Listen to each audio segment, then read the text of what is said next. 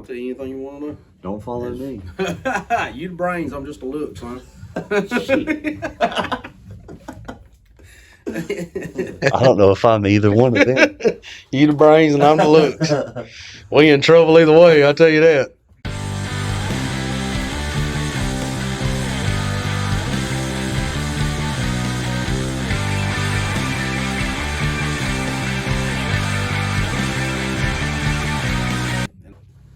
All right. Welcome back to Finish the Race podcast. It is the first episode of 2026. We're in the new year. I'm excited. We're in a new space. Me and Neil have been working here on the setup. I hope you like it. Got to throw it together. Don't judge like us on the crookedness of the books or something. Yeah, I kind of dig it. Yeah. But first guest of 2026 is Neil Knight. Got in touch with him through a good friend who's been on the podcast, Joshua Thomas. We had a really good conversation. And Neil, man, you just reached out to me. Yeah. I can't remember if I got a call from you or from remember. Josh first. There ain't no telling, man. But, It's crazy how people will line up in your life, and then now we're sitting here talking, Yeah. and got a couple microphones. That's pretty. Absolutely. That's pretty wild. But he's one of the best storytellers I've met. One of the most interesting people I've come to know in a very short period of time, and hope for that to last a good bit longer. Yeah. But Neil Knight, Yeah. welcome in. Well, I appreciate it, man. I Yeah. appreciate it. Excited to be here. Yeah, life's crazy. You just don't ever know where you're going to wind up. Yeah. You know, No, Lord absolutely. will put you in different places and different times, and it just sometimes don't make no sense. But the Bible says, walk by faith, not by sight. There you go. You know, Are you a man of faith? I am. Yeah. I am. Jesus Christ saved my life, and I'll tell you all about it. You want to know? There we Anybody that wants to meet him, I'll introduce you to him. It's a good guy to meet. Yes, sir. Yes, sir. But do you think you're a well-known guy where you're from. Yeah. A lot of people, every time I'm with you, you get seven plus phone calls in 30 minutes, and then the next 30 minutes, you're having to go, all right, I can't do this. I'm talking to you right now. How did that come about to where you're that figure? Well, I'm from Broadway, and let's go on. This is a blanket. This is what I tell everybody. Everybody hears the way I talk. Yes, I talk different. I'm from Broadway, North Carolina, but let's get something straight. Where I come from, I'm normal. And it sounds weird, but I know that I talk different and all that. I got that country twang, but growing up in a small town, you know everybody, and then through the course of my life, just the way I was raised, I just never met a stranger. And like you said, hey man, what you doing, bro? I seen this, and hey man, I think Yeah. And one thing led to another, and here we are. So it ain't no telling. What's your favorite part about getting to meet somebody new? Like, what excites you about getting to talk to somebody new? Learning things that I have not learned before, I guess. There's so many people from different walks of life, and what people don't realize is we have a lot in common. Whether it was an upbringing or the foods that we ate or the common interests that we share or whatever it is, and it's overlooked for the most minute things, and it's exciting to sit down with somebody and hear about their childhood. It's like, dude, I run around barefoot chasing fireflies too. Yeah. You know what I'm saying? Everybody assumes the way I talk, I grew out in the middle of the woods and ate a lot of deer meat. I do that now, but I come up in the middle of Broadway, and I had buddies and bicycles, and we'd ride at 2:00 in the morning back in the day to the pantry and get a Coca-Cola or something, Okay. and it was fine. It was fun, back in the day. We had a lot of fun, played a lot of basketball, hunted, fished, stuff like that. And there's a lot of people that grew up like that, and people that didn't. And then they take interest. I have one of my best friends who's passed away now. He loved I called it the finer things in life. He liked having food shipped to his door and stuff like that. Highfalutin. That's high class, man. I'm telling you, I'd tell him you had to eat that food with your pinky up. You know what I mean? Dude, we have a Domino's that's 5 minutes from our house. Yeah. So the delivery would be like $3. I see. Every time, we never got delivery. Yeah. It'd be like, all right, who's going to go get it? Yeah. What's crazy is, Like we had food delivered to the house a while back. Me and my wife, we were home alone. My daughter was in college. She was going in college, and we were just beat. Well, I paid like it was a $24 delivery fee or something. Hey, it was worth it that night because I was Really? beat, son. I had worked all day and then worked when I got home, and then my wife got home, and it was rough. It was worth it. 100. Now I ain't saying nothing bad about it, but meeting people like Zach, that didn't grow up hunting and fishing, and he grew up in the city more or less. I call it subdivision, concrete jungle, and he just grew up a different way. But me and him just kind of hung out, kind of like me and you are hanging out now. And before it was over with, my daughters called him Uncle Zach. He was always at the house. We were always at his house. We were doing stuff together, and that just shows you that just the guys in our group and all that with the nonprofit, everybody comes from a different background, different age groups, different states, some stuff like that. Tell me a little bit about that nonprofit. Because is it called You Ain't Stuck? Yep. Yeah. So, which is a great name. And by the way, I can't remember if you followed me or if you just came up on my feed. I ain't no telling. But I can't remember. But I remember a video of you. I think you were in a golf cart, or you were like. It's probably that golf tournament in Fayetteville that we do. Probably. No, you were on your land. You talking about that's what we call a sawmill-mobile. Yeah, it just blew up or something. Yeah. But I was like, yeah.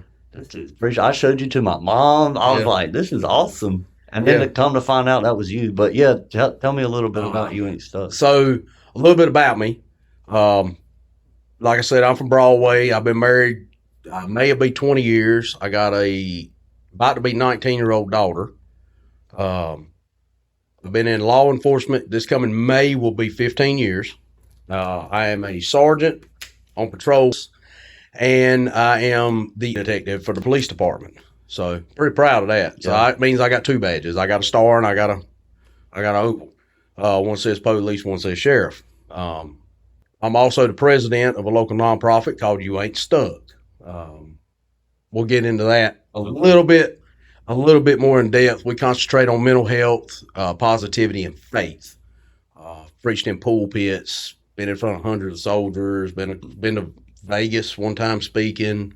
We deal with a lot of rehabilitation, rehabs, and mental health and suicide awareness, things of that nature. Nonprofit it's to bring awareness to it's not just for law enforcement. It's not for first responders, for everybody, because everybody struggles. In the name You Ain't Stuck, it means that life's a game of chess, not checkers. You always have another move. You ain't stuck, you can call us. We know a guy, like you were saying, like I know a couple people. Yeah. I know more than a couple, and we can get you in contact with whether it's a plumber, an electrician, a mental health expert, a rehabilitation, a pastor, or anybody you can think of. We have an array we've built a pretty good contact list. Okay. And all that, but I'm also the owner of a sawmill and woodworking business locally, and I also work for part-time for the hardware store in Broadway. So I got 5 jobs. I'll put my schedule up against anybody's. I'm telling you, and I still pick up phone calls 2:00 in the morning and help people. So you're never too busy. Everybody thinks that, I'm too busy. That's bull. That's bull. Yeah, you got time to rest when you're dead, right? That's it, son. That's it. Yeah. So, I think that's a really cool way to live, man. I'm wide hammer open. And I found that's when I operate the best, is when I keep myself the busiest. Yeah. Which, I mean, it makes so much sense once you've done it. Because you're like, you can't, like, if you just stay stagnant and you're not trying anything, you're not risking anything, you're not spending time doing stuff. Yeah.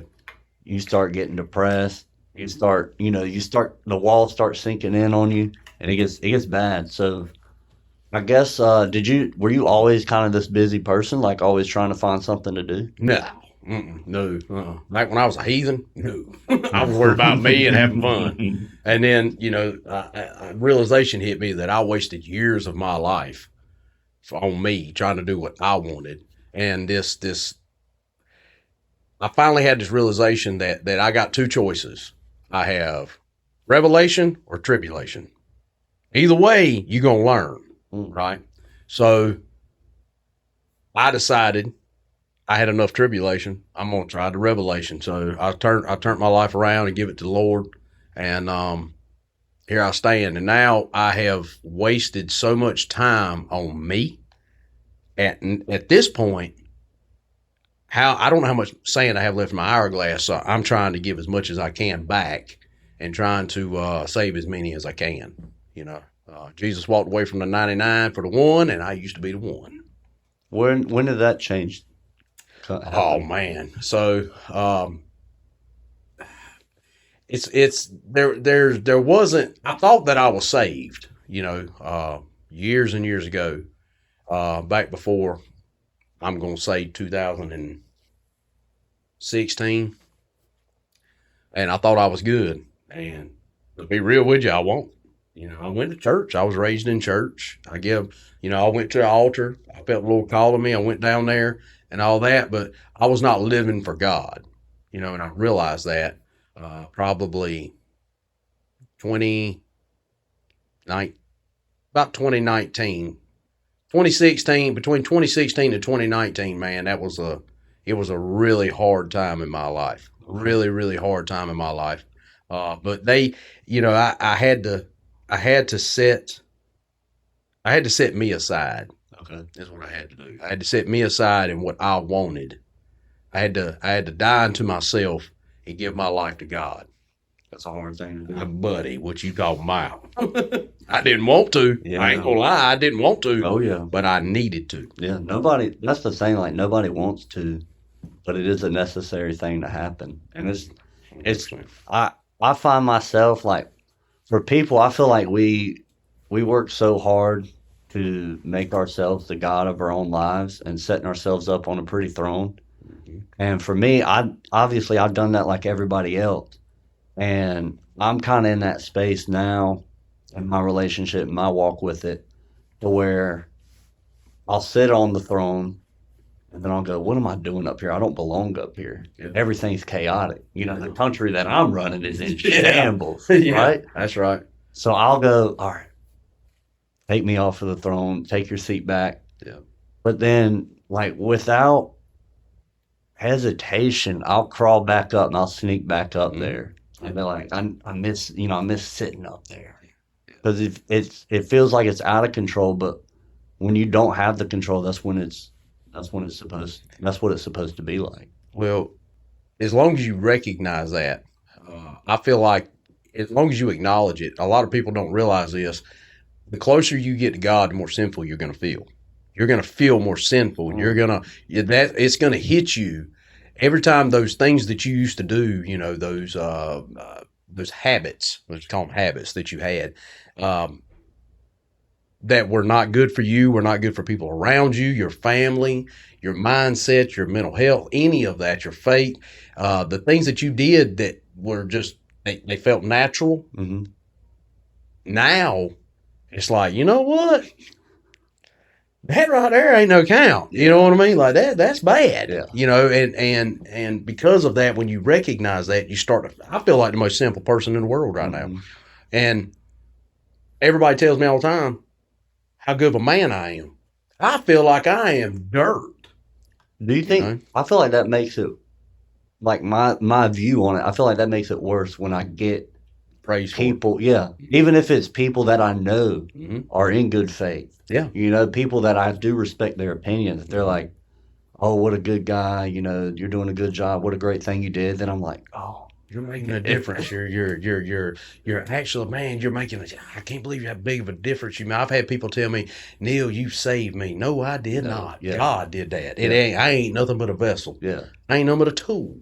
This is not, this is that, man, I keep trying to explain this, and people don't realize, they don't understand. Unless you've been in the situations that I've been in, this ain't me, it's God. Mm-hmm. Just like we were talking about earlier. This right here is not a mistake. There's a reason that me and you met. Yeah. There's a reason that me and you connected the way that we connect. And people don't realize that it's all in his divine plan. Mm-hmm. You know what I'm saying? Man, I'm telling you, it's got nothing to do with me. Yeah. You know, like the places I've been, the pulpits I've stood in. Never thought I'd stood in a pulpit, son. You know what I'm saying? But, you know, when people realize the power of prayer and the power of God, it just is mind-boggling to me. I'll never understand it. People ask me questions like, I don't know. Well, how are you gonna say that? Faith, son. Mm-hmm. Faith. Yeah. Faith. Walk by faith, not by sight. Mm. I ain't got to know it. I don't need to know how the sausage is made. I just need to eat that blame sausage. Yeah. You know what I'm saying? Yeah. That's all it is, bud. I'm telling you. And whenever you just realize that and you accept it, like you truly accept it, like I ain't gonna know it all. You know, and the first words in the Bible, in the beginning. When was the beginning? It's the truth. Yeah.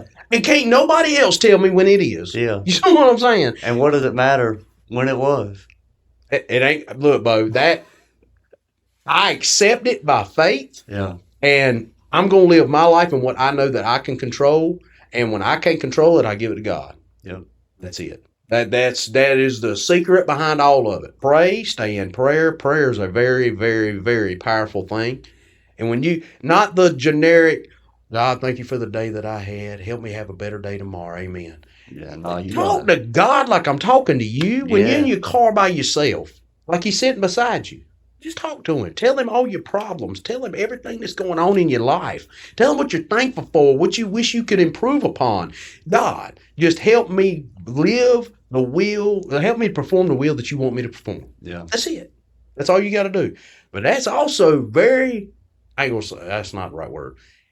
It's very scary because you get put in situations that's like, all right, holy snot-sickle, what am I supposed to do with this? You know what I mean? So you got to be careful on what you ask God for. You know, like God, give me the courage to get through this. He ain't going to give you courage. He's going to give you a situation where you can be courageous. You know what I'm saying? Oh, yeah. I tell people not to pray for patience. And I don't know if that's a good thing or a bad thing, because I promise you'll get it. You'll get it. So, like, one of the biggest prayers I pray is for clarity. Ooh. I pray for clarity all the time. God, just make it clear.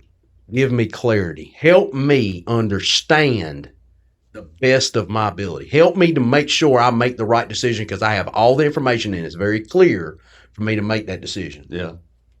Make it so blatantly obvious that if I turn left, it's on me. Yeah. You know what I'm saying? And you'll know where, like, if you do make that decision and maybe you don't 100% recognize it in the moment that is the turning point, and you go left instead of going right. Yep. It ain't gonna take long for you to realize you went the wrong way. Yeah, boy, it gets dark quick, don't it? And it's crazy. You'll come back to God will remind you of that prayer that you prayed. Yeah. That's what I found when I've been praying for discipline and I started praying more of you, less of me. Mm-hmm. And so when I'm faced with that moment, and now I'm in the spot where I know exactly where it's at, and sometimes I'll just choose to go that way, and I'll come back with my head down and be like, God, I did it again. Like a whoop puppy. Yes, every time. Yeah.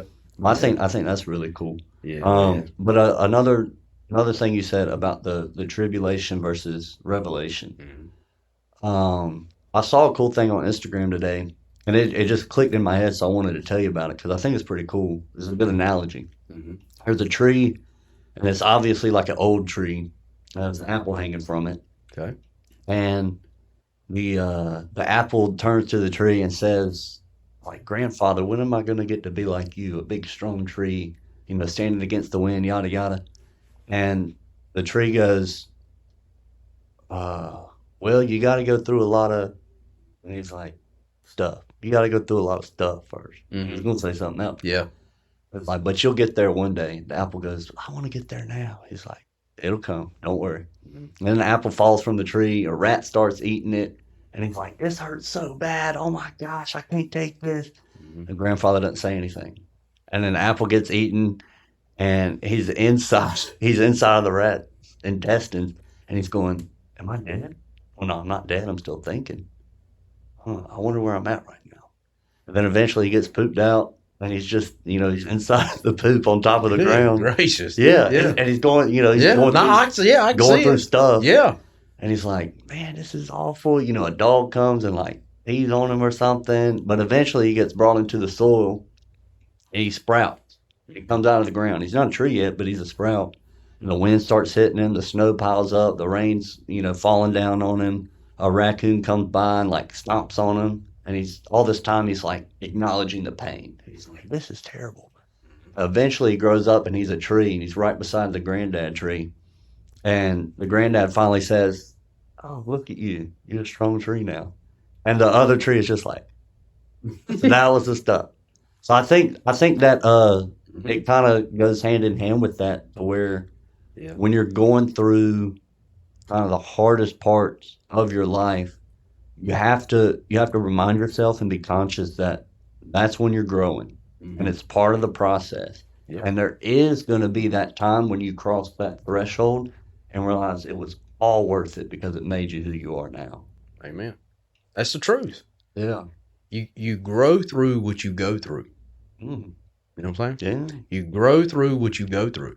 All that you can't be looking at these all the bad tribulation and all the bad crap, all the horrible things that you went through, or maybe the things you brought upon yourself, whether it's self-medicating or whatever it is, these habits that we all have that back in the day. And you have to understand that all that turns you into the person that you are now.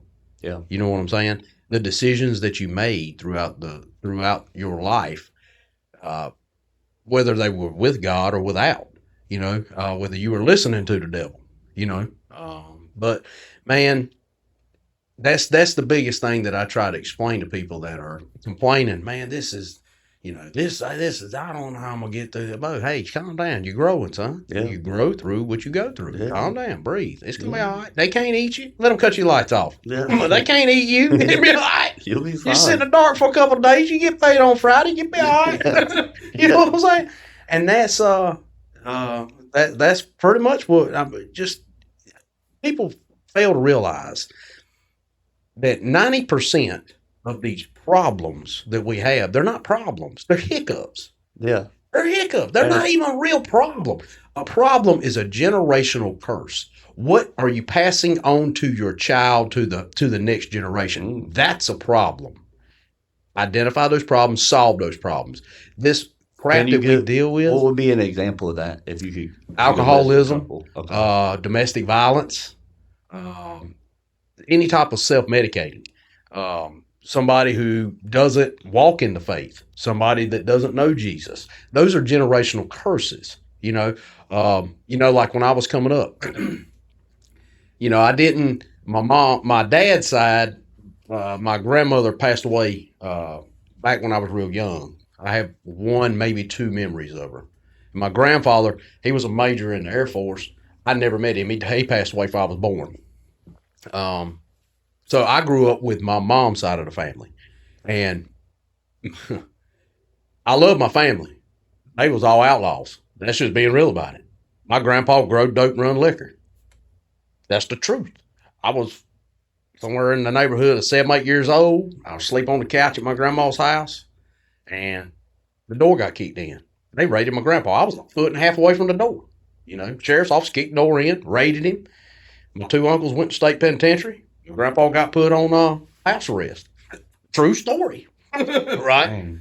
And some of the officers, the narcotics agents that kicked the door in, I actually work with today. They remember the youngin' laying on the couch. Like, man, I remember you. And now I'm the police. You see what I'm saying? I am the only blood kin police in my family, law enforcement officer in my family. Do you think that's what led you to do it? Is there's some strong desire to break that curse? Well, it's not. It wasn't one thing, man. I enjoy helping people. I don't want to be like on an ambulance where I got to be responsible for someone's life. You know what I'm saying? In that aspect, whether it's, I'm intelligent, but I'm not 20 cc's intelligent, if that makes sense. I've had to respond to fires and things of that nature. I went inside of burning houses and stuff looking for people. That is not my cup of tea either. I would rather be able to talk to somebody, and that's why I'm good at what I do. Humbly, Yeah. I'm pretty good at what I do. But I when I was younger, I saw a lot of. I went through a lot of traumatic instances where law enforcement were the Superman. They were the ones that showed up and made everything okay, calmed everything down. I just, I always wanted to be that one. And then you would have certain instances where it's like, man, I wish I could change this. And I put myself in a position where I can. And now that I'm a sergeant on patrol, I look after a shift of deputies, and I can pass that knowledge on, or I can make sure that they're doing what they're supposed to do. And I've trained so many people over the years. I can't even tell you how many I've trained. Over the years that have moved on, and now they narcotics agents or detectives or lieutenants or whatever it is. I mean, my supervisor right now, he's my lieutenant right now. I was actually his corporal on the road. He was a regular deputy, and I was his corporal at one time. So we worked really good together because we had that same mentality. So dude, it's crazy how life changes, and that's I like being there for people that need it. That's the easiest way to say it. I mean, there's a lot of reasons I like doing what I do, but that's the biggest reason. Whenever somebody comes up to you a week or two later and hugs your neck and says thank you for whatever reason, dude, there ain't no money in the world that could buy that. Yeah. Or a youngin walk up. You mean youngins I've sworn in the middle of like Golden Corral? I go in there to go get something to eat, and I be in uniform, and a youngin walk up, want to hug your neck, and all that, and say, I'm gonna be the police. I swear you in right now. Raise your right hand. We probably got so many cops around Sanford. But they're everywhere. Act right. Don't even know it. Yeah. Yeah. You got little kids slides out there. Yeah. Take them out there in the parking lot, let them throw the switches and cut the lights on and blow the sirens and So that's cool, man. We need more people like that. Yeah. I really enjoy that. I mean, you've been doing it for, you said 15 years now. 15 years. You've probably seen a lot of crazy stuff, I'm guessing. I went from speaking in elementary school auditoriums to youngins about morals, right and wrong, to kicking in doors for search warrants and seizing kilos of narcotics. I ran the RAM.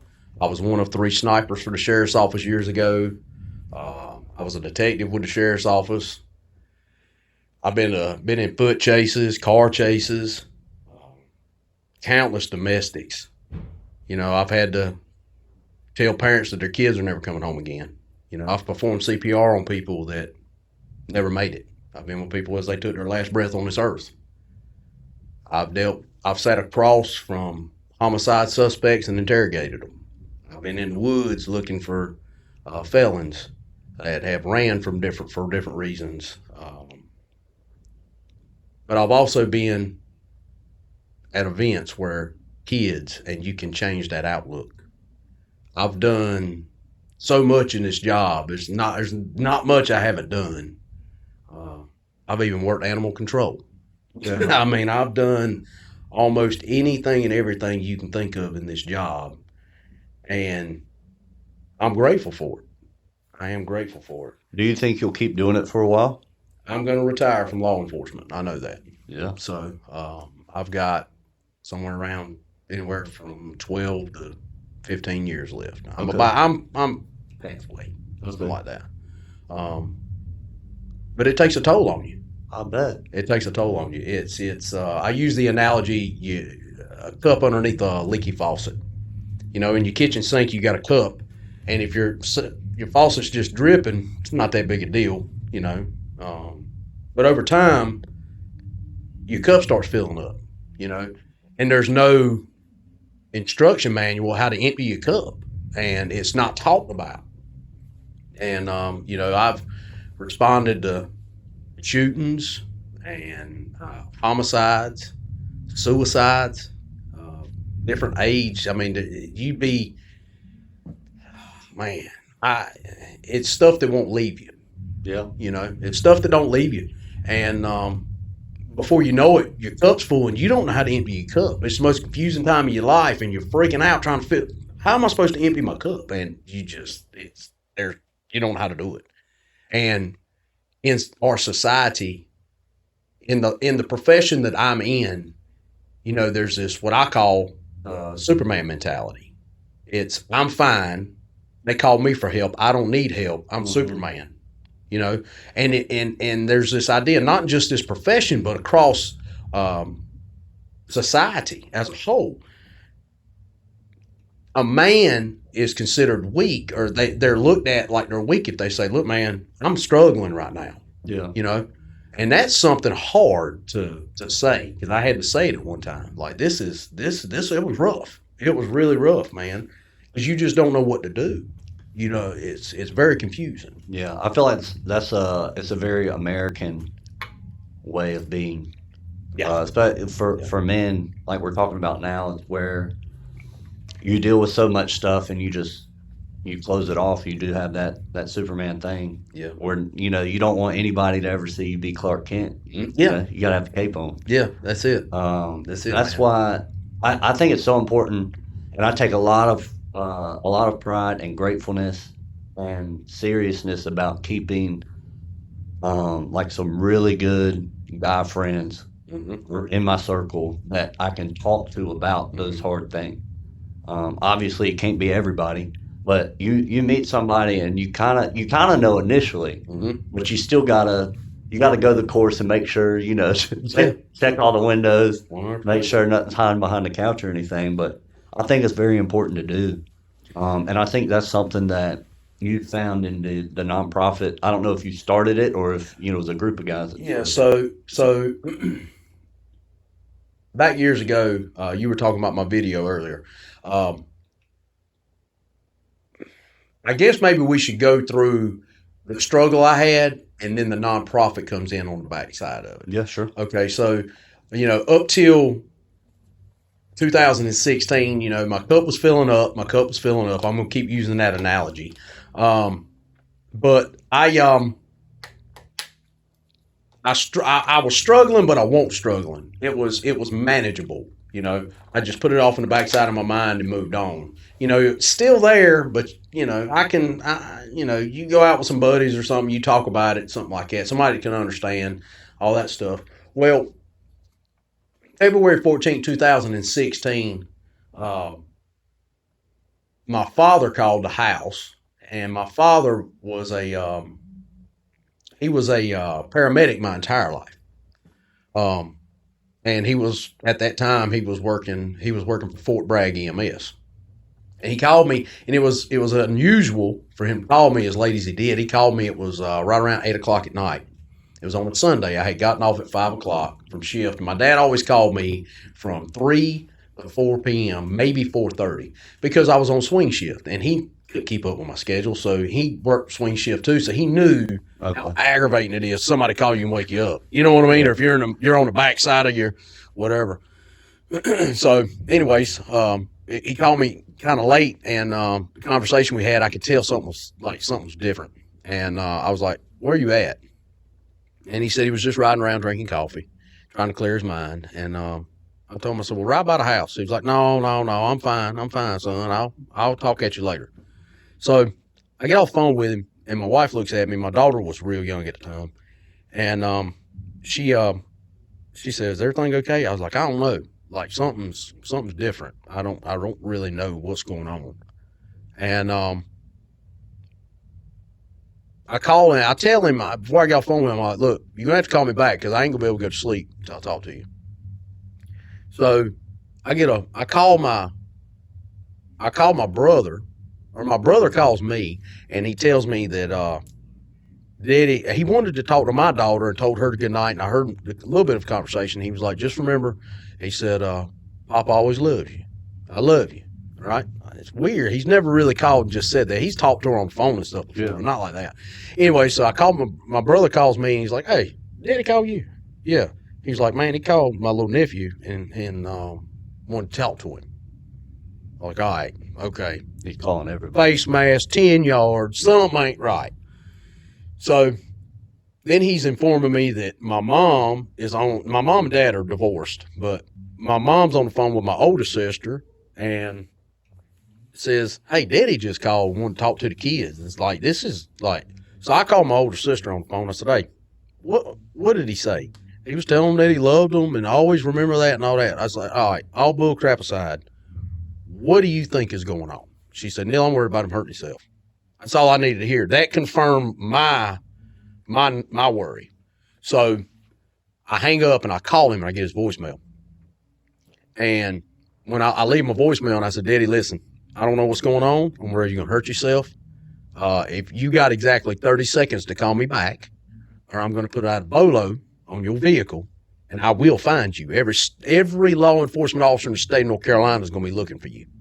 I'm not playing this game. Call me. So he calls me back like 10 seconds later, right? So he evidently listened to the voicemail really quick. And he called me back, and he said, what's wrong, son? And I was like, Daddy, I'm worried about you. I'm worried you're going to hurt yourself. Where are you at? Oh, where am I at? He said, I'm on 2427. He stayed in Eddie Harnett County. I said, okay. Ride to my house right now. You understand? All right. I said, how long is it going to take you to get here? 20 minutes? And I was testing him. It was going to take, I was out in Deep River at the time. I was living in Deep River. He was like, no, son, it's going to take me close to at least 45 minutes to get there. I was like, all right, well, I was testing him to see if the times lined up. And I said, okay. I said, well, I'll see you when you get here. He said, all right, son, I love you.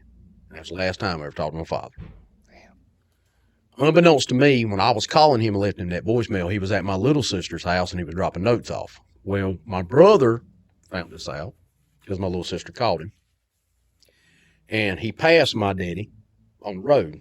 My daddy turned around, or my brother turned around and tried to chase my daddy. My daddy was running from him. He was running over 100 coming through Broadway. Broadway's a little town. He was running from my brother. He was trying to get away from him. And my brother calls me, and he's not panicked, but he is like his blood pressure's up. And he's like, I just passed Daddy. He's headed to Broadway.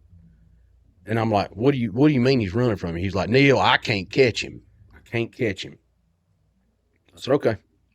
So I'm standing in my gym shorts with no shirt on in my kitchen, and I pick up my portable radio, and I called the Broadway officer that was working, and I said, you need to stop this vehicle. I give him a description of the vehicle, and I said, you need to stop this vehicle.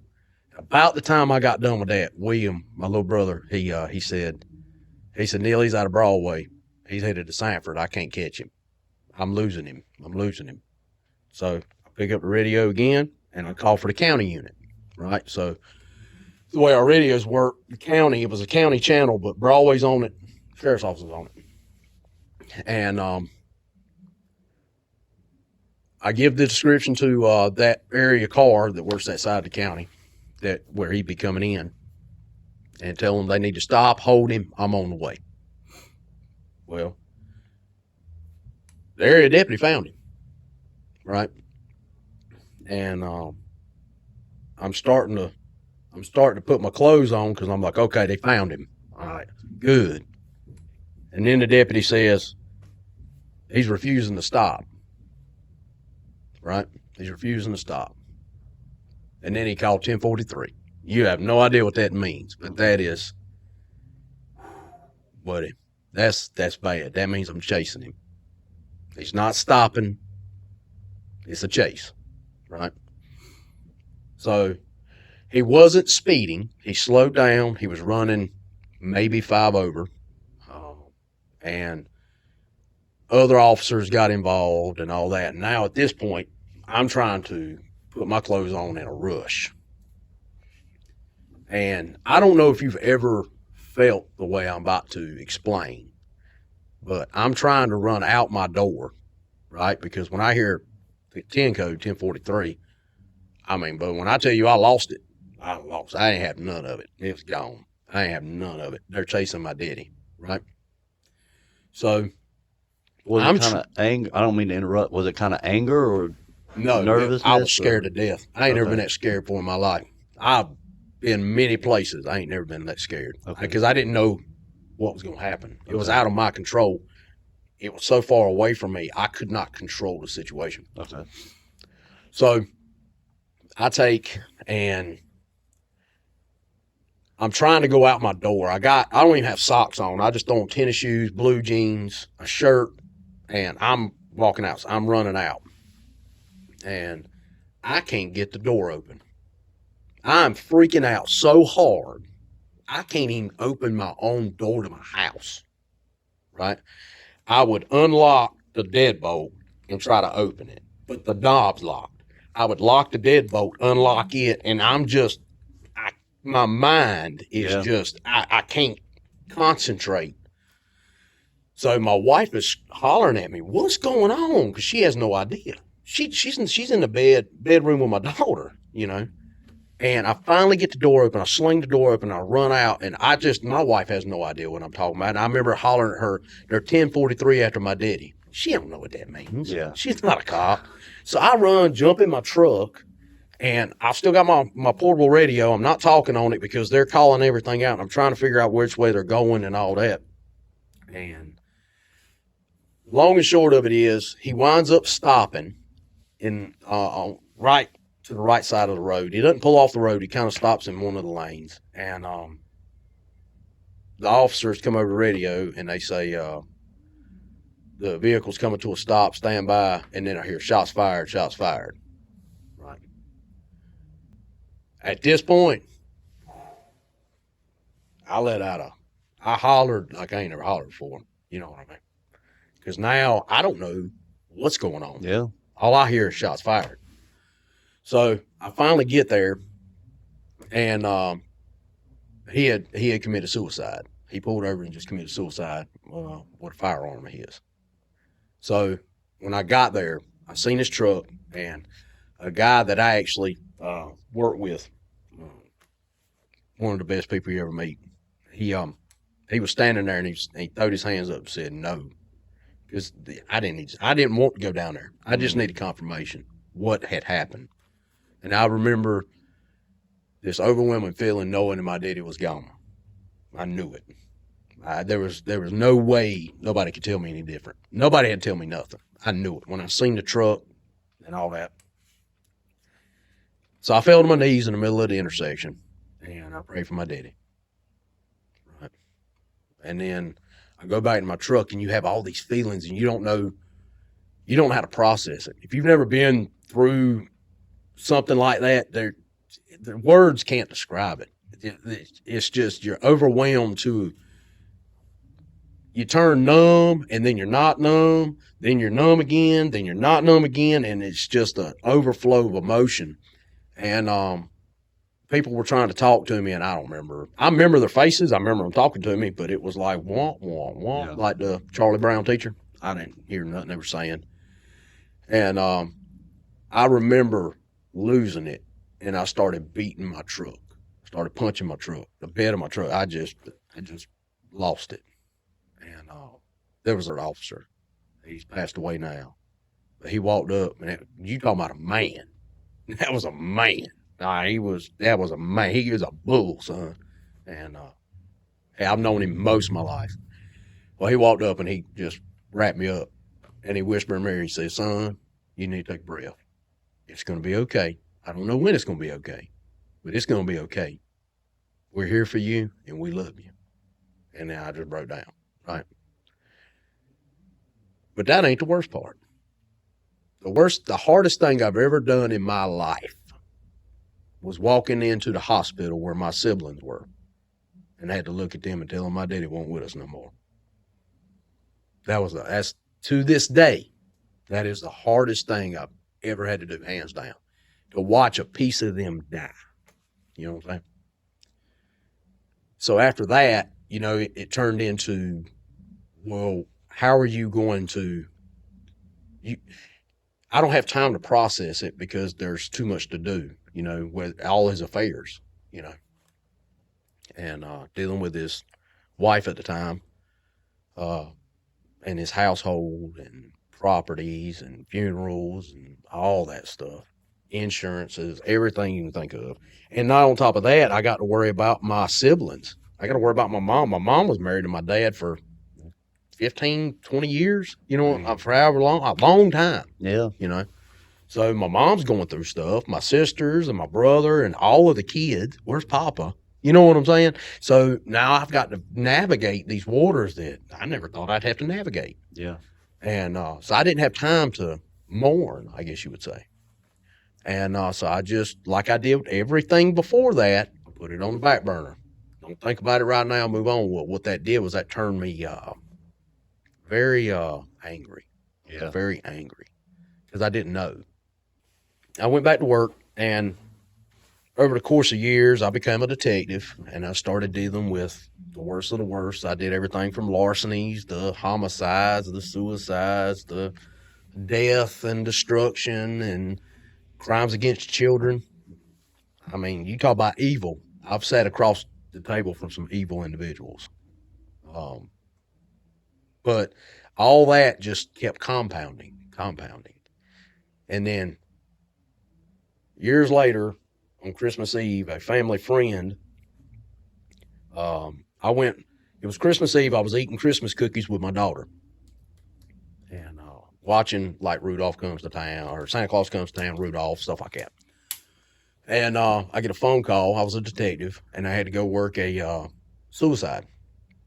And it was a fella that I grew up with, and I've literally known my entire life.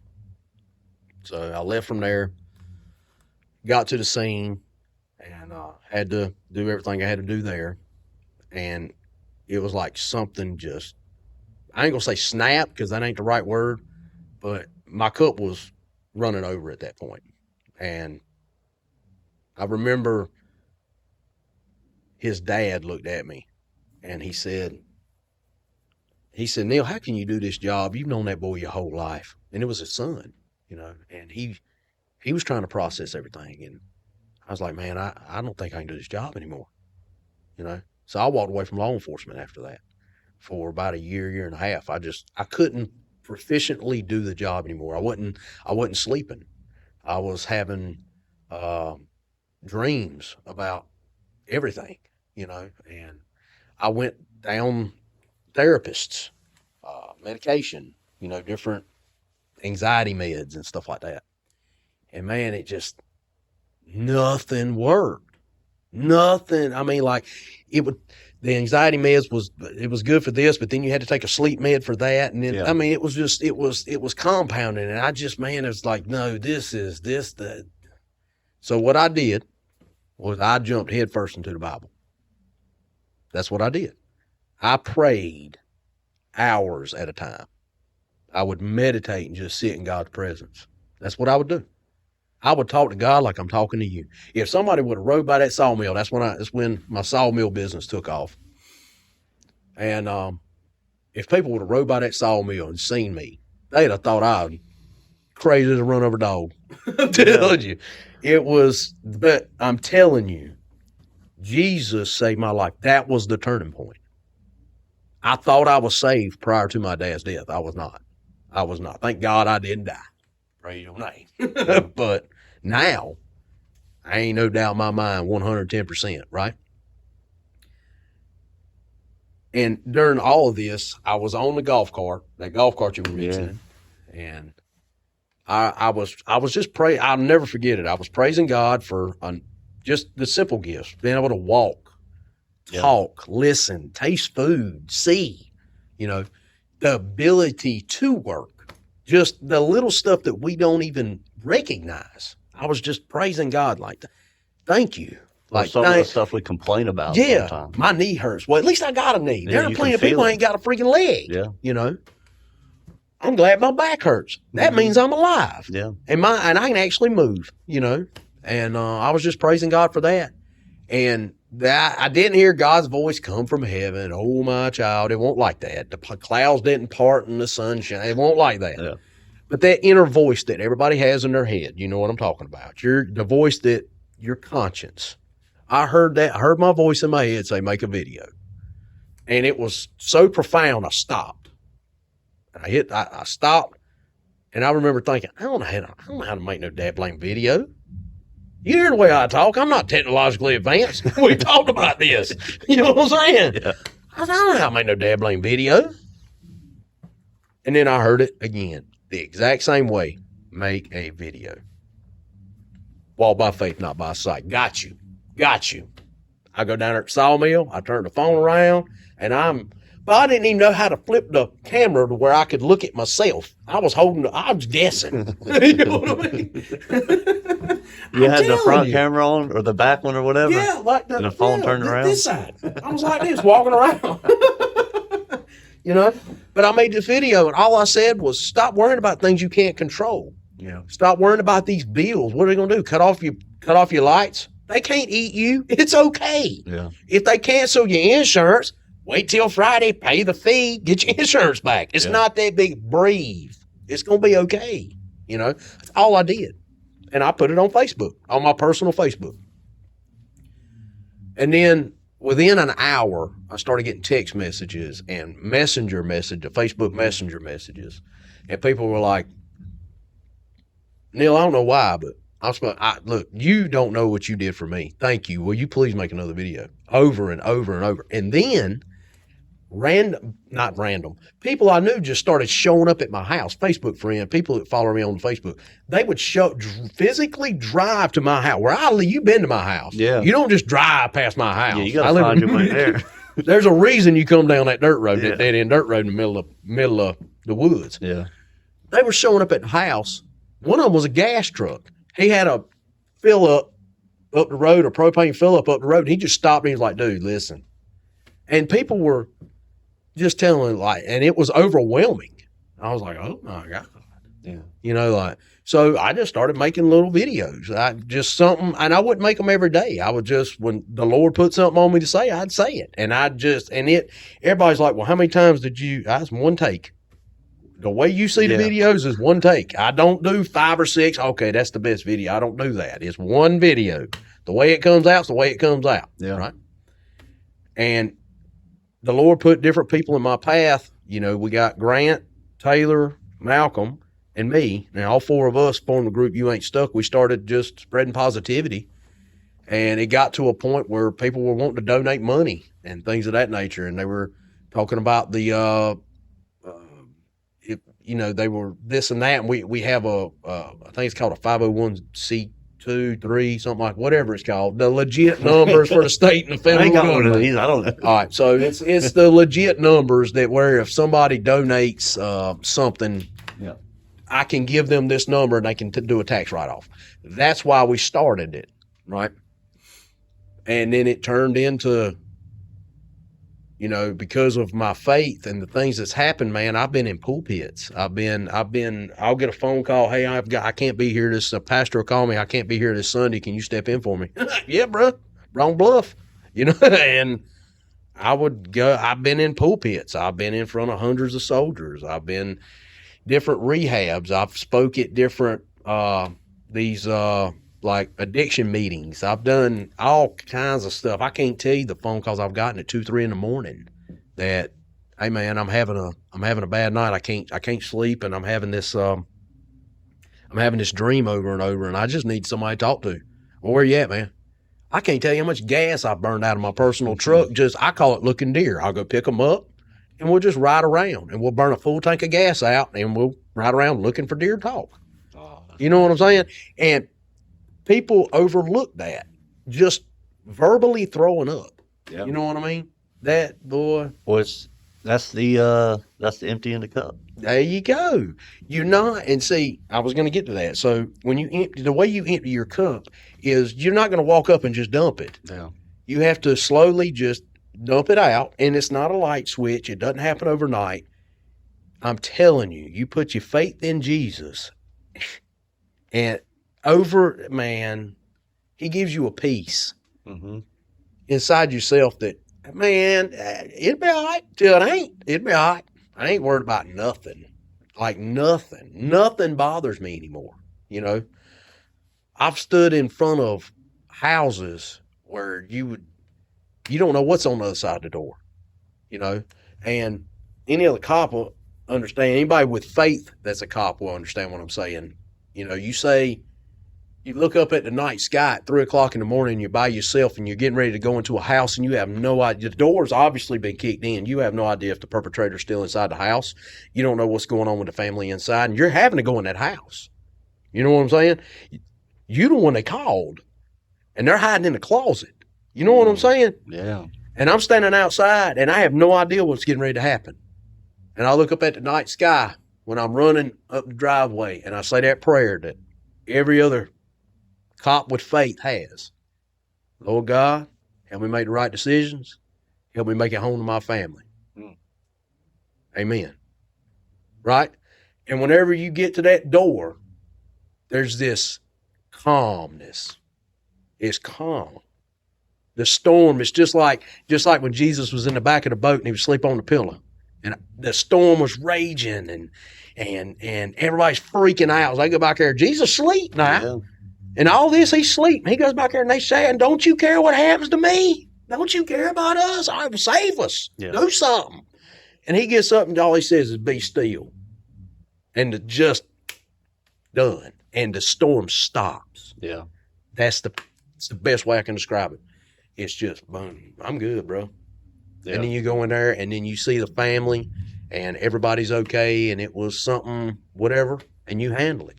You know what I mean? But that calmness, God will give you that peace. And that's what happened to me. That's how I emptied my cup was God. And that's how You Ain't Stuck started. It started with one video. That's what it started. I think it started a good bit before that. But you grow through what you go through. Yeah.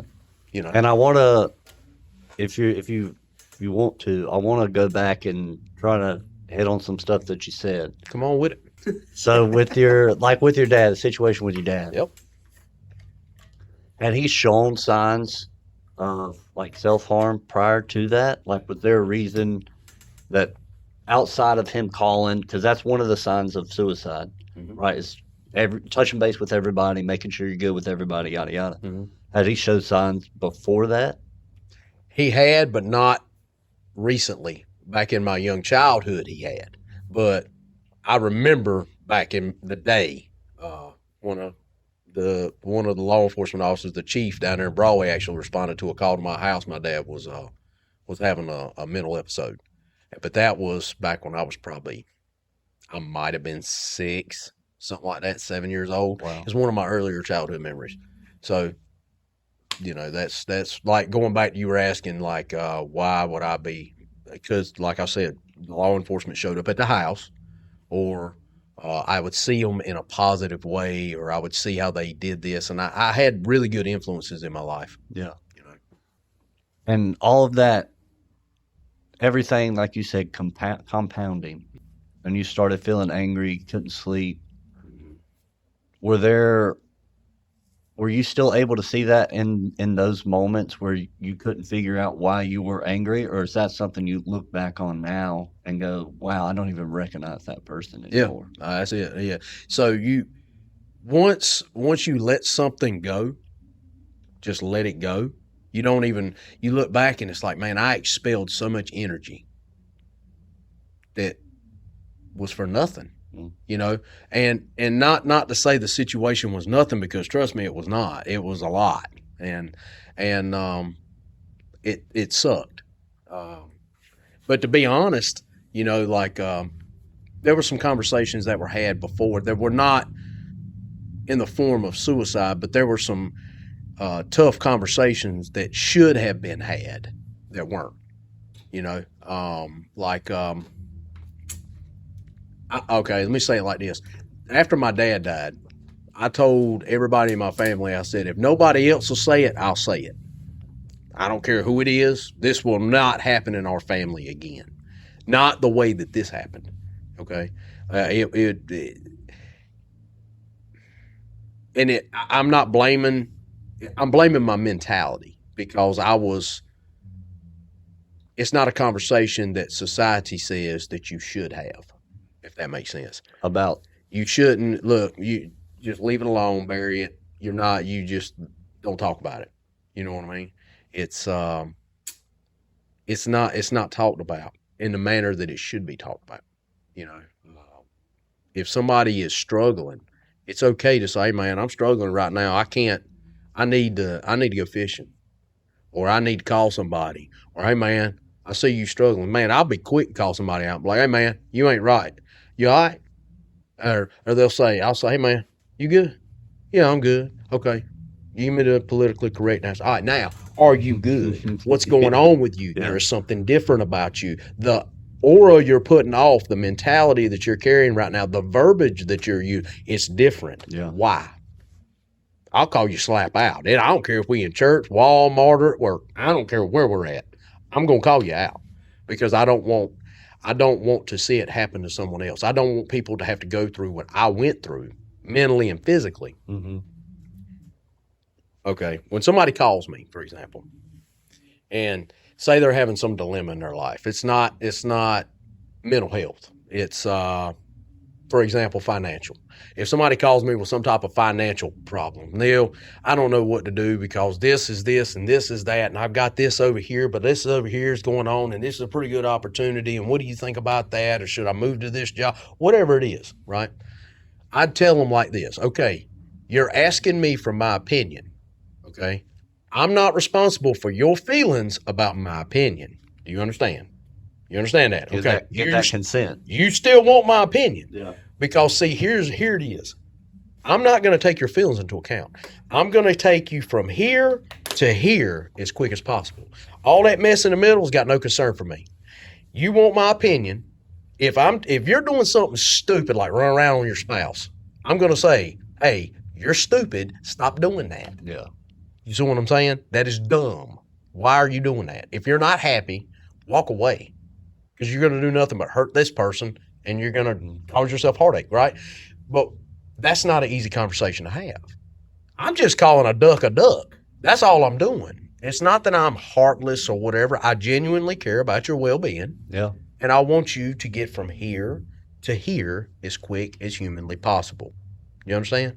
And all that crap in the middle that people will tell you what you want to hear and they're trying to be easy with you. No, rip the Band-Aid off, move on. You're supposed to be grown, right? Let's have a grown folk talk. I think that is, I'm really glad you brought this up. Yeah. Because that's something that frustrates me to no end. Mm-hmm. And I'm a part of that generation and the generation below me. And from what I can tell and what I would guess, the generations that are going to follow, Mm-hmm. at least in this country, is the softening of language. Mm-hmm. And it has, as a consequence, softened the people that are using the language, Mm-hmm. which has, as a consequence, you keep going down, not made us equipped enough to handle the things that we should be able to handle. I agree. And I thought of George Carlin. You familiar with him? I know that name, yeah. He was a comedian. He was one of the first. He was the comedian that got famous for the 7 words you can't say on television. Oh, that's why I know that name. Okay. Yeah, I got you. He got arrested Mm-hmm. in America in the 60s. 60s or 70s, one or the other, for his speech. Okay. And we pride ourselves on freedom of speech, right? Yeah. Say what you want to say. It can be as ugly as it, can be, but as long as you're not calling for direct harm on somebody, Yeah. it's your right to say what you want to say. And he got put in the back of a cop car and handcuffed for saying the 7 words you can't say on television. Mm-hmm. And if you go back and you keep watching his comedy throughout the years, throughout the decades, he would always kind of be this underlying thing about the softening of language. Mm-hmm. Somebody did it, and I'm just going to use this because that's what we've been talking about, suicide. Yeah. He would say, well, they didn't kill themselves. They didn't commit suicide. They passed away. Mm-hmm. Or they took their own life.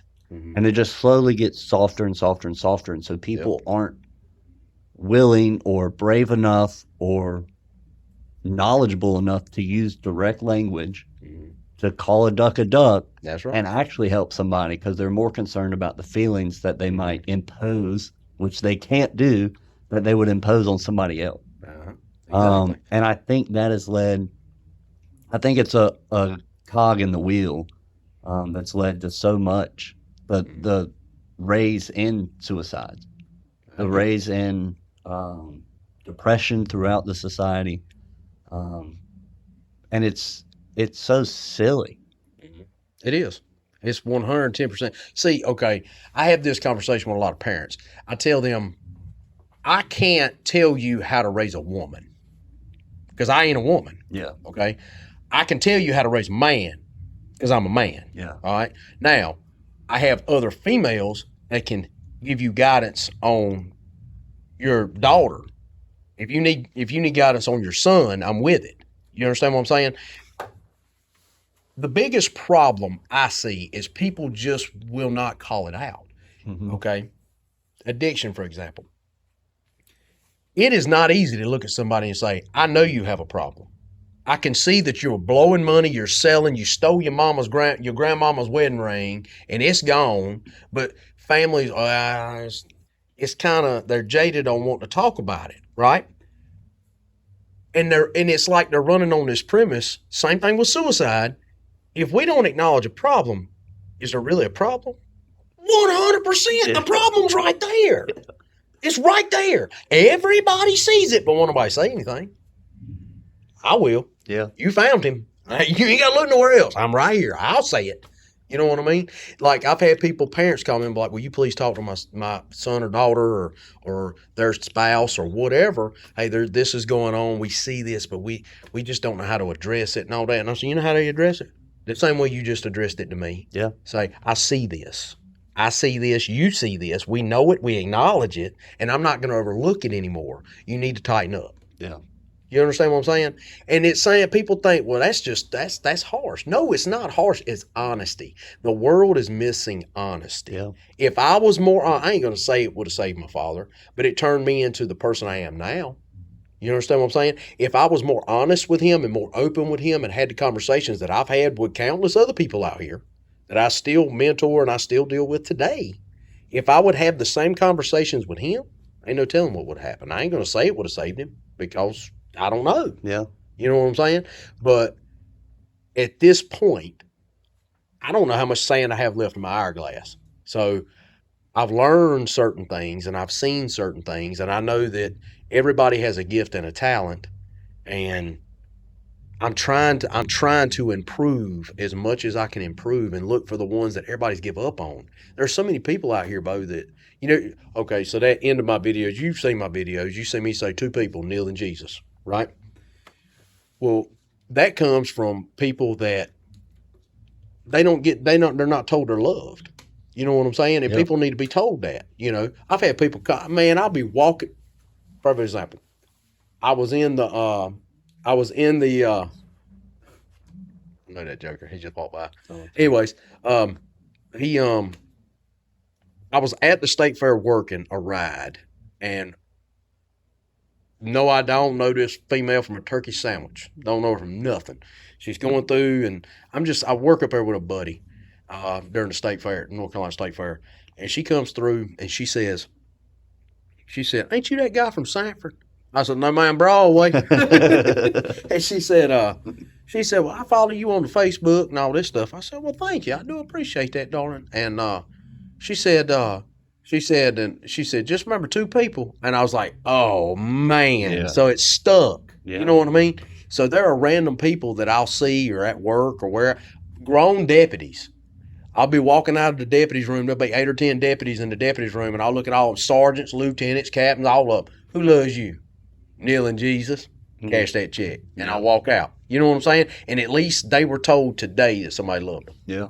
That's the way I look at it.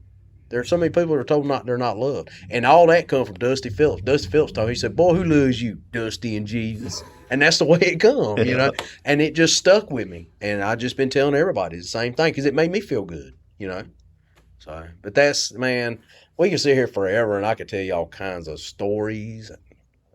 You got any more questions? Oh yeah. Come on with it. We can keep going. Come on with Or we are going to keep going. So we went through, I'm trying to track back on your story. We went through your dad, the kind of softening of language. This was the other thing.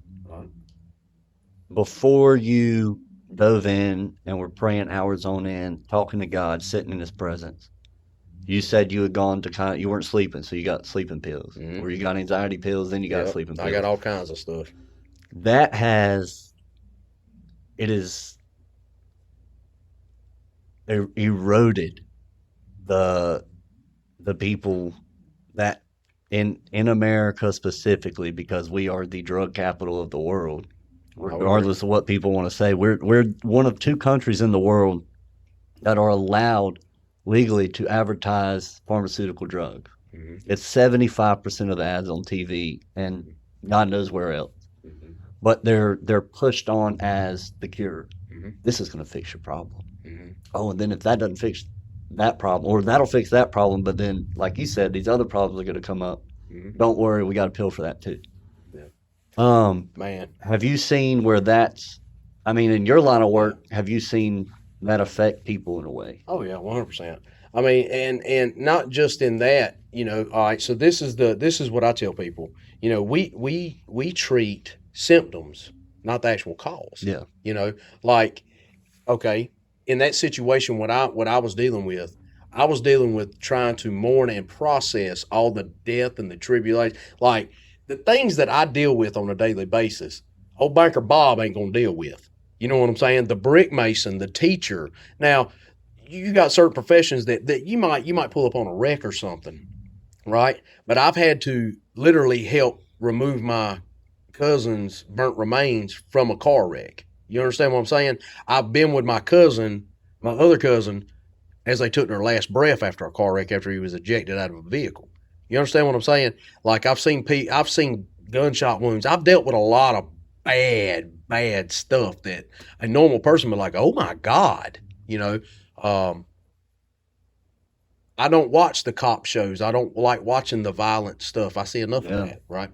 But see, I was treating like you were saying, the sleeplessness. I was treating the anxiety of it, the depression of it. I was treating it, but I wasn't actually fixing the problem. The problem is not being fixed. Like Tylenol. Tylenol does not. There's all kinds of reasons you could have a headache, for example. You could be dehydrated, your minerals or whatever, different levels and all this stuff. There's chemical balances and all this stuff, right? Blood pressures and all kinds of sugars low. There's all kinds of reasons. But you pop 2 Tylenol and your headache goes away. It treats the symptom, not the actual problem. Yeah. All right. Here it is. The world has a problem and we keep trying to fix it. We're treating the symptoms. We're not treating the actual cause. The cause is sin. You understand? The whole problem with this world, all this bad crap that's going on, it's all from sin. Now, I've had a lot of people ask me stuff like, okay, now I put it right back on them. They'll say, okay, well, you're talking about sin. God's all loving, right? Yeah, 110% he is. He loves you more than you'll ever know. You think you love your child. He loves you more than you could ever love your child, okay? And I've explained to them, I said, look, they were saying, well, why is there a starving? I said, let's talk. They were talking about the starving kids in third world countries. And I'm like, okay, let's talk about that. Let me ask you a question. Could you not send every penny that you make from here to the day you die across seas? Could you not? Well, yeah, but you won't. You know what that's called? Free will. Do you understand? The world is encompassed in sin. And the only way out of it is Jesus. You have him and him alone that's going to get you into heaven. There's no good works you can ever do. There's nothing that nobody else can do. Okay? You can't earn your way into heaven. Only Jesus. Put your faith in God and he will help you help others. He will put you in the path of places and people and places you're supposed to be where you can make a difference. And that's all I'm doing. Yeah. I'm not doing none. But honestly, all bull crap aside, and don't take this derogatory. I don't want it to mean negative, and I love what I do. But ultimately, I want to be left alone. Yeah. I want to go to the woods and cut logs And I just want to live in the woods. Yeah. That's all I want. But that ain't what God has for his will for me. Right. You understand? And I accept it. And I'm not going to ever turn my back on it. And I'm not never going to stop. You know what I mean? Yeah. Because I've been through the crap I've been through, and I don't want you to deal with it. I don't want anybody watching this to deal with it. Yeah. You know, that story I told about my father, I've told that story, God, a bunch. There's a lot more to it, but I'm not going to go into grave detail because you got the gist of it. People look at me and like, oh my God, are you okay? Yes, I'm fine. I'm fine. Yeah, and ask me 10 years ago, I might give you a different answer. Yeah. But See, my dad, this coming February 14th, he killed himself. He committed suicide on Valentine's Day, 2016. Wow. I didn't even put that together. Yeah, February 14th is Valentine's Day. He committed suicide on Valentine's Day, 2016. This coming February will be 10 years. Wow. You see what I'm saying? And it's okay. I mean, it is what it is. He made his decision. I can't change it. All I can do is try to help someone else so they don't come to that decision. Yeah, I think that leads to the next thing I wanted to bring up. Okay. Is the victim mentality. Mm-hmm. And most of the time when I bring this up and I talk to people about it, I'll reference, just an awesome guy that I had the privilege of meeting. Mm-hmm. And this was a guy that grew up dirt poor. Mm-hmm. His mom raised him, and his dad was never in the picture. Everybody around him was in that same boat. Yeah. And it was just the commonplace where he was at. And his kind of big message during the podcast was he was faced time and time again to take the victim mentality of this is the environment I was raised in. I will become that environment, Mm-hmm. and I will spread that environment, Mm-hmm. and I will tell that environment this is the only environment you get to exist in forever. And now he works for the Charlotte Hornets.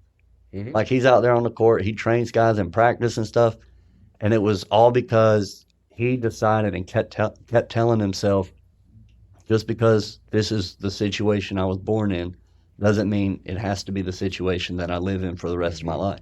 And he climbed his way out of it. Mm-hmm. And I say all that to ask you, I mean, you're an example of this too. Yeah. What are the necessary steps for someone to take to not become the bad environment that they were brought up in? First thing you have to do is you have to realize that at birth you were given a gift. At birth, every person on this earth, God has given you a gift. Now, how do you figure out what your gift is? Yeah. Okay, your gift is whatever task you can perform the best with the least amount of effort. That's your gift. Okay. Now, everybody's gift, you might be similar to somebody, but it's not the same. You have your own glitz and glamour. Okay, so once you acknowledge and understand, okay, I have a gift. Like, I know I have a gift, and I acknowledge that God gave me a gift. How do I acknowledge my gift? Okay, it's whatever task I can perform the best with the least amount of effort. That's this. Acknowledge your gift, okay? And then you have to say, God, help me hone in on this gift.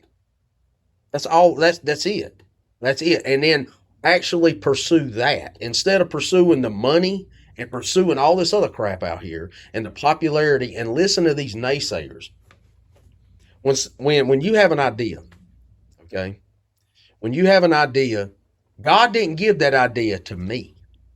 He gave that idea to you. You understand what I'm saying?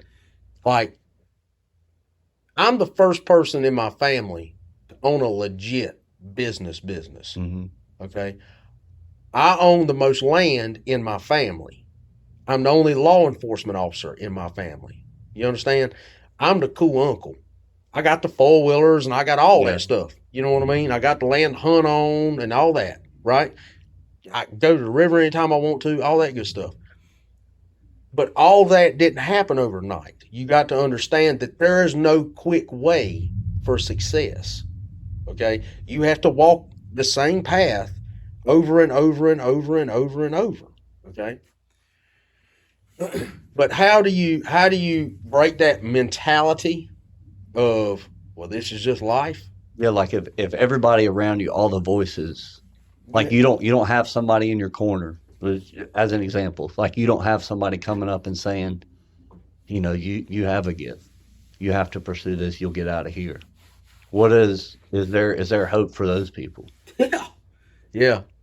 So you just have to realize that it's not going to be an easy road, and everybody's got. Man, I was told I was crazy. They were like, Neil, it's never going to work. You can't be the police. Your whole family's been to prison, jail, or both. Yeah. You know what I'm saying? It's not feasible, Neil. I got 2 badges. Okay? Prove them wrong. When I went to open my sawmill, you can't do it. Neil, seriously. You really gonna do that? Yeah. You're throwing your life away. When I walked away from law enforcement, I was told I was throwing my life away. Right? But the same people that told me I was throwing my life away, guess who they called when they need to borrow money? You understand? There's always going to be somebody that's going to talk junk. You people going to talk junk about you to the day you die. And I'm good with it. You know why? Because if they're talking junk about me, they ain't talking junk about somebody else. I want them to talk junk about me. I'm good with it. I'm going to sleep fine. You know what I'm saying? Yeah. With the fan running like this. My mouth halfway open. Yeah. You know what I mean? But to break that mentality, you have to understand that God's give you a gift, that it's not going to be an easy road. There's no shortcuts to success. And I love proving them wrong. Yeah. I love it. Tell me it's not going to work. Tell me. Ain't no way. Appreciate that one. Yeah. Mark that down. I feel like that's we touched on this early in the episode, where when you get all the voices that are saying, oh, you're doing so great, and you hate hearing that. Mm-hmm. But then when you hear other people for hating on you, or the naysayers or whatever, you like it, I like it. It's fuel. Yeah. It's fuel. I love it. I love it. Yeah, I think that's I love haters, buddy. I love it. Yeah. I'll tell you this. Look, when I first started the videos, before You Ain't Stuck become a thing, before any of that come to light, I was in a store, and I'm not going to say the store and all that. I was in there, and there were some people in there, and they were calling me Hollywood. What do you think about Hollywood? Movie star? Ha, was poking at me. It was just harmless fun, and I didn't say anything. I ain't take it personal. And then one of them said the wrong thing. They said, when you going to make your next video, Hollywood? I said, pull your phone out. We'll make one right now. I ain't ashamed to talk about God, are you? They got real quiet real quick. I was like, what's wrong, fella? Somebody pull your phone out. Let's talk about something. Yeah. You know what I'm saying? Let's talk about the book of Isaiah. I heard the voice of the Lord say, whom shall I send and who will go for us? And I said, here am I, send me.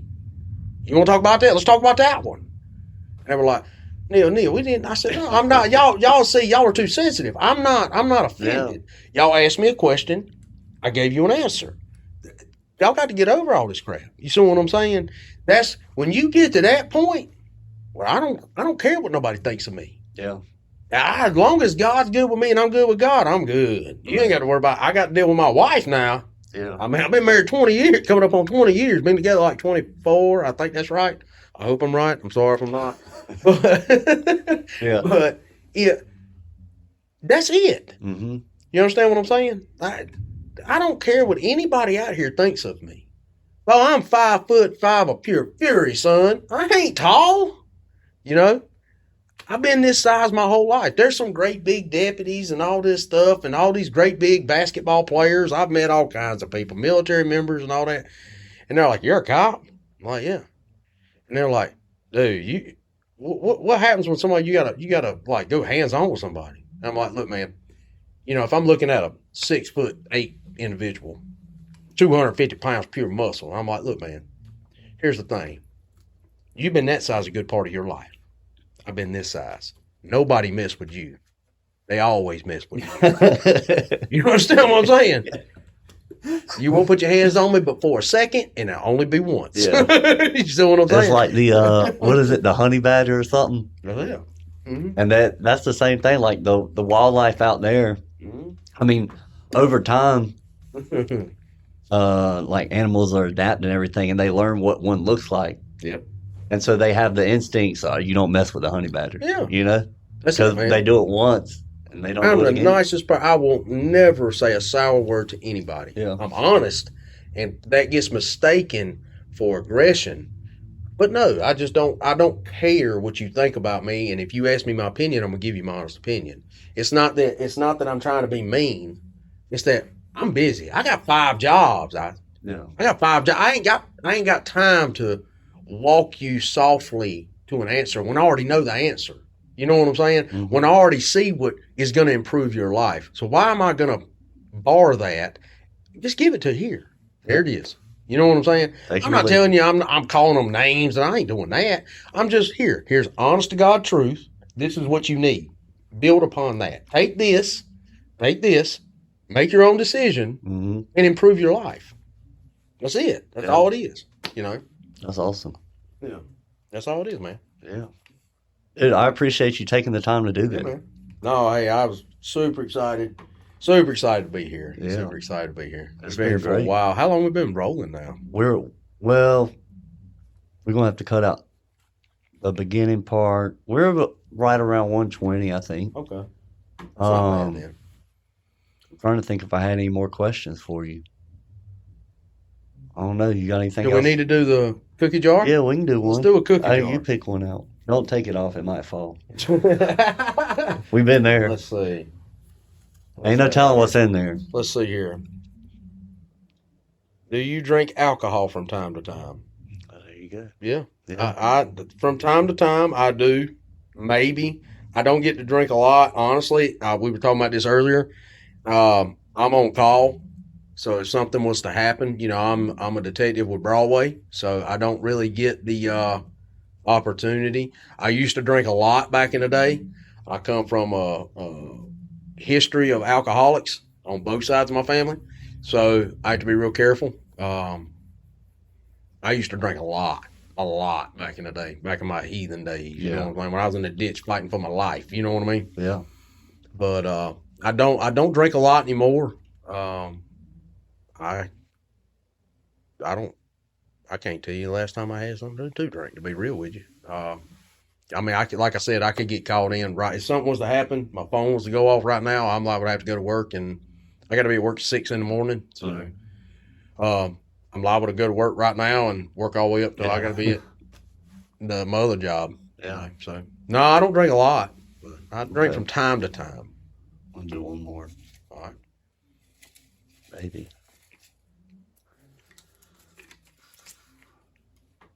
What you got? That ain't even nothing worth. I write all of them down, and some of them just ain't worth nothing to talk about, really. Okay. Okay, this is a good one. Is there someone you trust 100%? Jesus. Everybody else pays cash. There you go. That's it. I trust my mama and I trust Jesus. I trust my wife. I love you, Callie. I trust my mama and I trust Jesus. Everybody else pays cash. That's what I used to tell people all the time. Yeah. You know, who do you trust? Jesus and my mama. That's what I trust. There you go. That's it, man. You know, when I say there's other people I trust, you know, like I have friends, like my best friends, the two Johns and Taylor and Malcolm and Grant and all that. Emily, my daughter, she calls him uncle. You know what I mean? Like for example, my best friend growing up was John Parker. He is my daughter's stepfather. And the sole reason, she'll tell you this, because if something was to happen to you, he would do the exact same thing you would do. You know, we have the same mentality. He doesn't care about my family. So if I need honest to God, like people call me for advice, I got to call somebody for advice from time to time. Yeah. I call one to two Johns. You know what I mean? Because they don't take my feelings into account, and I don't care how they come off. They're just going to tell me, Yeah. and that's what I need, and I'm appreciative of that. Mm-hmm. You know, but trust 100% Jesus and my mama. That's it. It's a good answer. That's the truth. You got anything else? Any bits of wisdom? I like to leave the last part to the guests, and they can drop a bit of knowledge before we say goodbye, or if you just got a joke or something. So usually whenever I do events or like the other podcasts that I've done, they always ask me if you had one more thing that you could say, and that's the last thing you could ever tell anybody, what would it be? Mm-hmm. Right? And mine is, for God so loved the world that he gave his only begotten Son, that whosoever believeth in him shall not perish, but have everlasting life. John 3:16. That's what I tell everybody. If that's the last thing that I could ever say on this earth, it's that. You know what I'm saying? Put your faith in Jesus and it'll be okay. Because death is defeated. All that, it's just, the Bible says you close your eyes here and you wake up here. Yeah. It's done. I'm telling you. Just gotta accept it. That's it. Free gift. Tell the people where they can find you at. So we're on the social medias and all that, TikTok, Facebook, Instagram. Reach out to me if you need me. My name's Neil Knight, like Knight in Shining Armor with a K. It's You Ain't Stuck.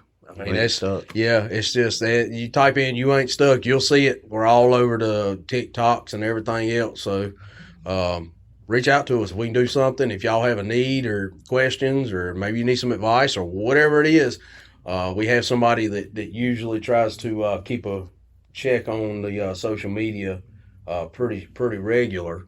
So just reach out to us, and I mean we'll help out any way we can. If you got events coming up and you want somebody to come in and help, we got an event coming up in May, another one in August. We got this donation thing for the wildlife rehab going on right now. We got a whole bunch of irons in the fire. We do a lot of I don't even know the technological word for it, but we do a lot of we sit in on other people's events and help them put their events together and stuff. You know, the process. You know, churches and stuff like that. So we do a lot of I don't even know, supervision, I guess. I don't know. There's a technical name for it, but anyway. Yeah. That's what, yeah. So, yeah, reach out to us. If we can help you out, let us know. Be glad to sit down with you or talk to you. If you need help, I'll walk, drive, or fly, whatever you need. We can take a boat. We got a couple of them down there in the woods. I'll come to you somehow. You go look for deer, right? That's right. We'll ride around and look deer if that's what needs to happen. I'm here for you. Neil, thank you for this. Yeah. That was awesome. Yeah, thank you to hear. for Absolutely. Yes, sir. Yes, sir. Thank y'all for watching Finish the Race. We'll see you next time. Woo. And it recorded.